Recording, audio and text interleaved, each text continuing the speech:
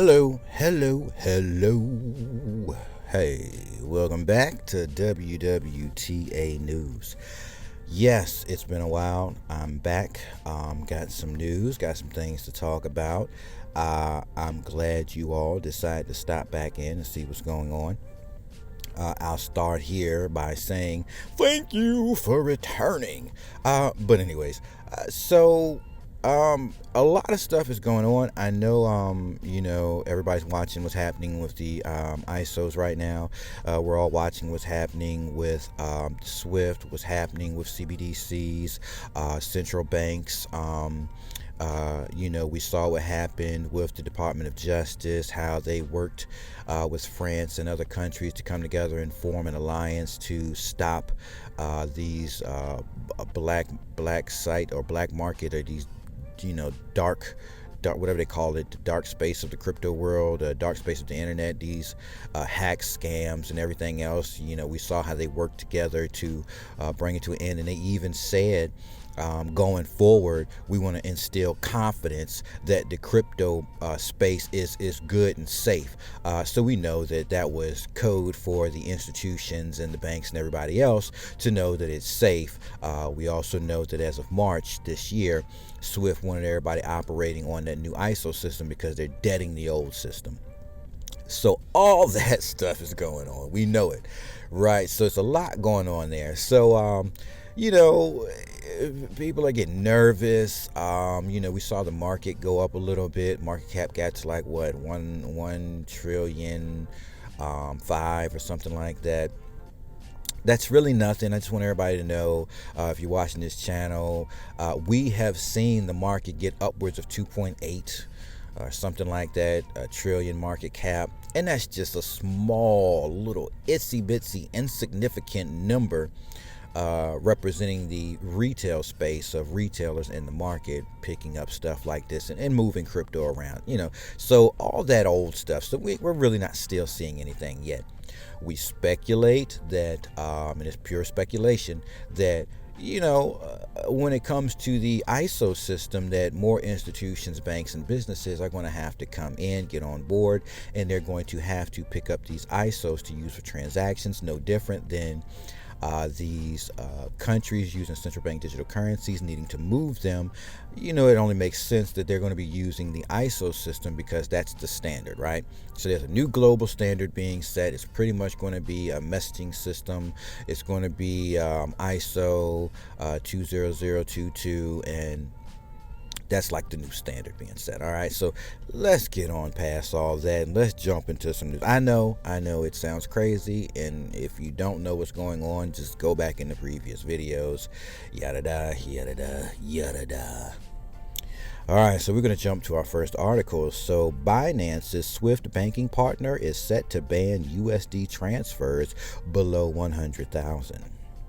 Says Binance stressed that credit and debit card payments will continue to be accepted and that non-USD bank transfers would still be processed through the SWIFT payment system. And we know SWIFT is swapping out as of March, right? So,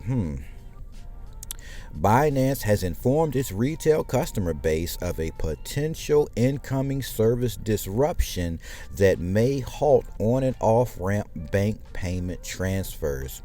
So we know banks are moving through the exchanges, on-ramp, off-ramp. That's what the banks do. But the banks also are moving into the ISO situation with SWIFT, the new messaging system. So is this disruption clearly them letting us know what's coming, right?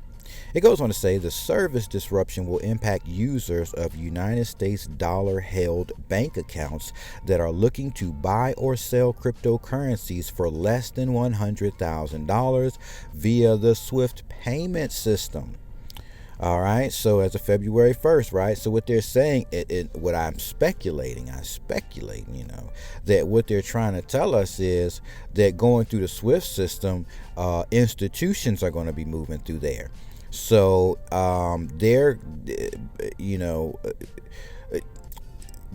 banks are going to have to do their transactions no less than 100,000. So I'm just speculating here. I'm trying to understand. So maybe, smaller people like us that want to pick up $50 here, $100. Well, we're not going through Swift anyway. But for the banks trying to, let's say, for instance, the bank is trying to swap out, I don't know, 200,000 United States dollars into something else, right? And they're going through the Swift system. That's for them. See, we'll never go through the Swift system. We're small. We don't. This is pretty much institution. This is kind of like just institutional news.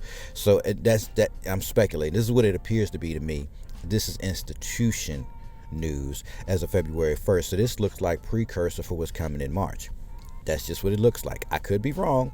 Get in the comment section below if you have information that says that this is, I'm looking at it wrong. I could be.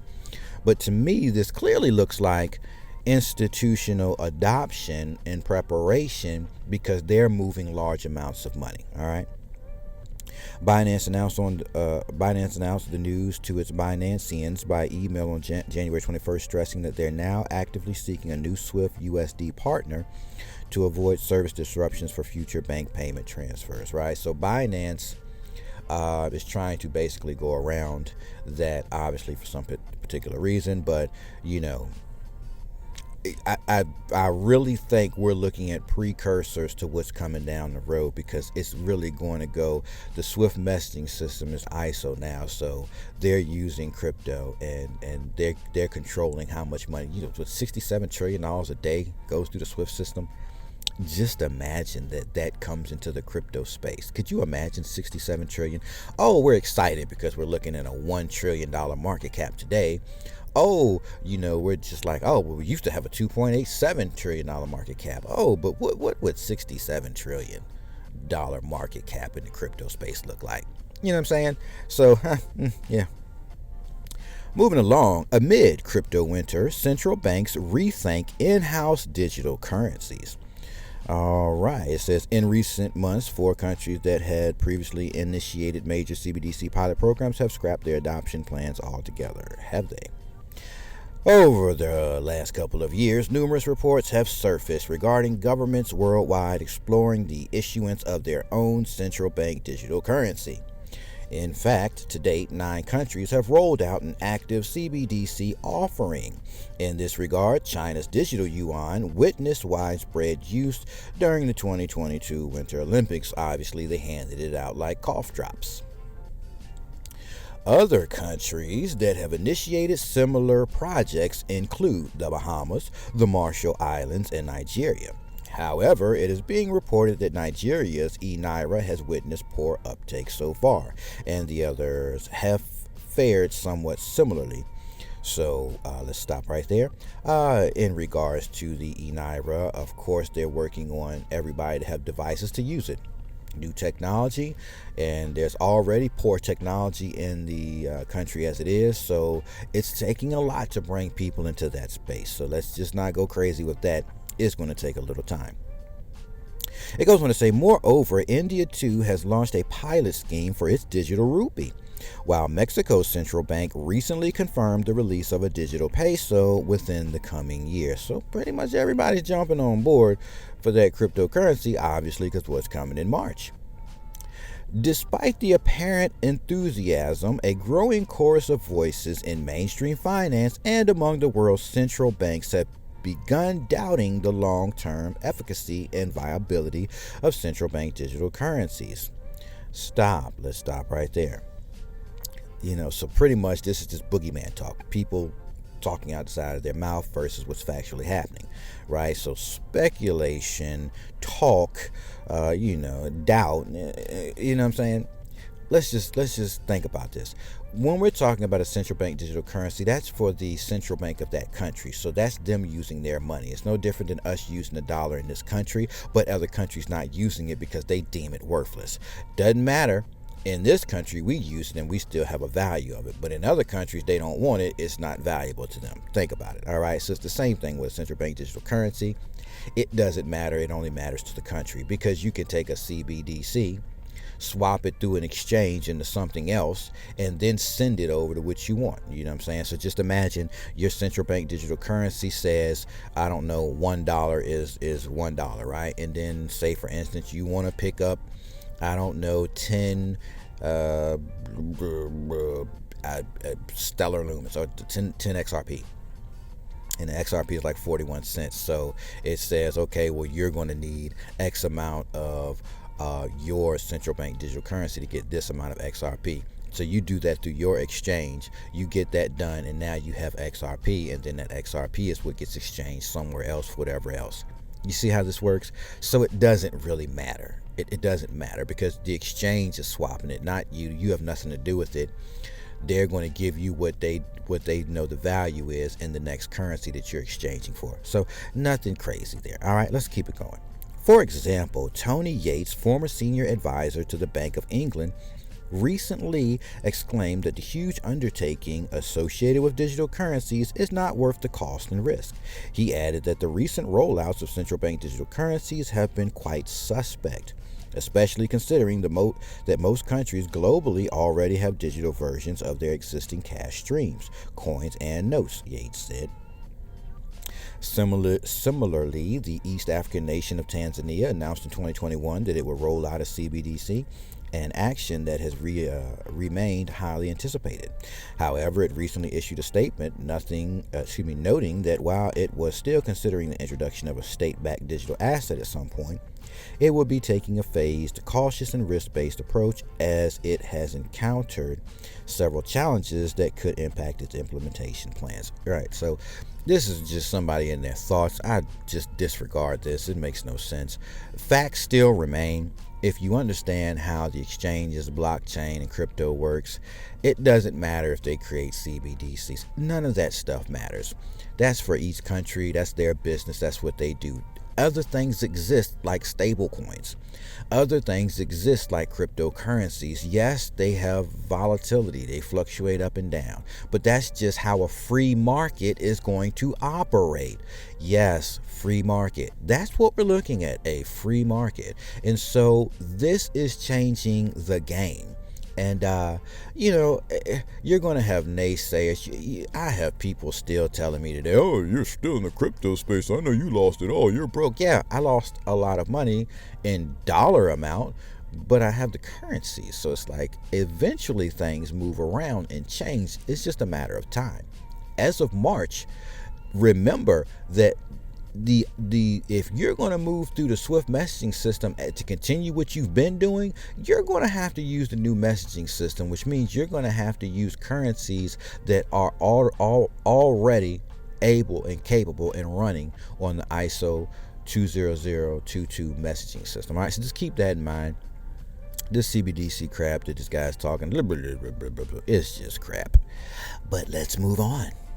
All right, we got a tweet here from the Hill. Senator calls for investigation into egg price gouging. What is going on? Yes, in the United States, via capitalism, he who has can do pretty much what he wants to do. So, in the United States, we are suffering from what they call inflation. Yes, the dollar is being devalued. Yes, that's still a true statement.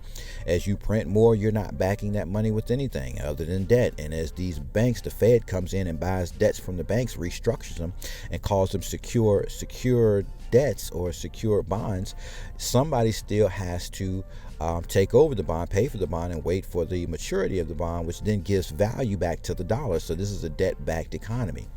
So we already know that that's not changing, but gouging prices, it's like, okay, are people taking advantage of this? Because say, for instance, the store has more debt growing on itself because it has to do more. So then it just trickles down and increases the price of eggs. So then when you come in the store and you pay a higher price for eggs, all that's doing is equaling out their finances for their budgeting and their process of running their business. That's how I see it. I could be wrong. Please get in the comment section below and help me understand, because I could be wrong, but that's just how I see it. Price gouging? Yeah, that's how I see it. Bloomberg, the Congressional Budget Office, projects a U.S. population of 373 million by 2053, about 3 million more than it was expected a year ago. And that's via immigration. via people are immigrating into the country, right? So, okay, that's just how that works. Is it a bad thing? No. But should this help the economy? Well, it should help the economy, because there's going to be people to fill jobs. There's going to be people that want to take care of their families. There's going to be people to spend money. So that's really is a positive thing to see. When we start thinking about how the system is supposed to work. We want these people to get into debt when they come over here, because then that'll put them in a situation where they'll go to work to pay off that debt so they can have things. This is what the American dream is all about. Not that I agree with any of these things. This is dealing with kind of how things are laid out. So the dream is, I want the nice house, I want the nice car, I want my kids to go to college, I want a nice family. And so in order to get these things, I'm going to have to work and pay for it. I can use credit, I can use loans, I can get all these things, but I'm going to have to go to work, which is a whole nother story of its own. But that's the American dream. All right, so yeah, pretty interesting. Reuters, Yellen calls for urgent action to improve food security, climate resilience in Africa. So just like we're hearing about the Naira not doing so well, you have large parts of states and countries within Africa that are far behind, right? They are in bad status, bad place, bad time. They are suffering from not having food, proper drinking water. Not all of the continent suffers these things, but states and countries within it. So, you know what I'm saying? But why is Yellen involved? Yeah, that's interesting. There's a question right there. What's Janet Yellen doing involved in that situation? You'd think that would be the United Nations, right? Interesting. What's going on there? Question mark. And we'll close here. This is just a funny little thing right here. Bitcoin Super Mario. A developer has upgraded his old school Nintendo console to generate Bitcoin while playing Super Mario. Does he really have his Nintendo farming Bitcoin? Is this what's really going on? That's interesting. That people come up with the craziest things and they just run with it and get it done. That's innovation, creativity. And these are some of the great things that you know, a part of being a human in this world. The things you'll see. Interesting indeed. That's all I got for this episode. I hope you all enjoyed it. I hope you all found value in the stuff and information. And I hope that, you know, you found enough in it that you'd share with your family, friends, and loved ones. Other than that, I'll catch you all in the next episode.